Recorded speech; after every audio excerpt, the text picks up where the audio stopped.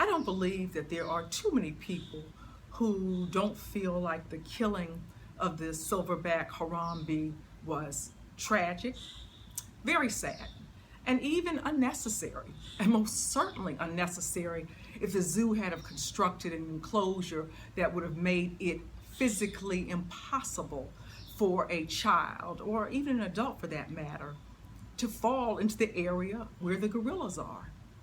But with that being said, let's not get our priorities mixed up. I personally find it quite disturbing that 300,000 people signed a petition to somehow hold the parents of that 4-year-old legally responsible or civilly responsible for the gorilla being killed in order to prevent a 4-year-old from possibly being torn apart or brutally killed. I mean, what are we talking about here? I don't believe there's a parent alive that hasn't made an error in judgment with their kids, looked away for a second, distracted possibly by other kids or something, or whatever may happen in the course of taking care of a small child. But the last time I checked, we are all human and we can make a mistake. But to say that a 600-pound animal that could have clearly killed a human child in a matter of seconds in potentially a horrific manner in full view of other children and zoo attendees boggles my mind. I'm gonna tell you. Now, it's all right to be an animal activist, a monthly donator to the Humane Society, a caretaker of lost or homeless animals. That's a good thing.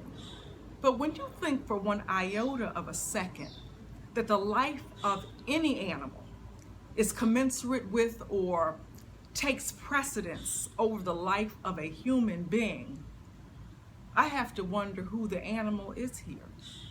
No animal's life should take priority over the life of a living, breathing human being, people. And let's just say, for argument's sake, that this child's parent or parents were absolutely negligent in some way. Should that then mean that this helpless child's life should be put in jeopardy because they need to attend some parenting classes? That's crazy. But I wonder if these same petitioners would have felt the same way if it was one of their children or grandchildren. Hopefully, they'll never be in that situation. Because believe you me, I trust and believe you me, if it had have been their 4-year-old child being dragged around by a massive silverback like that, they would have shot Harambe so full of holes he would have looked like a chimpanzee. Come on. All I'm saying is, in a nutshell, let's put the blame on the blamee. Perhaps as a result of this tragedy, zoos everywhere across the world will construct containment areas that would never, ever allow this type of tragedy to happen to any human or animal again. I guess we'll just have to see.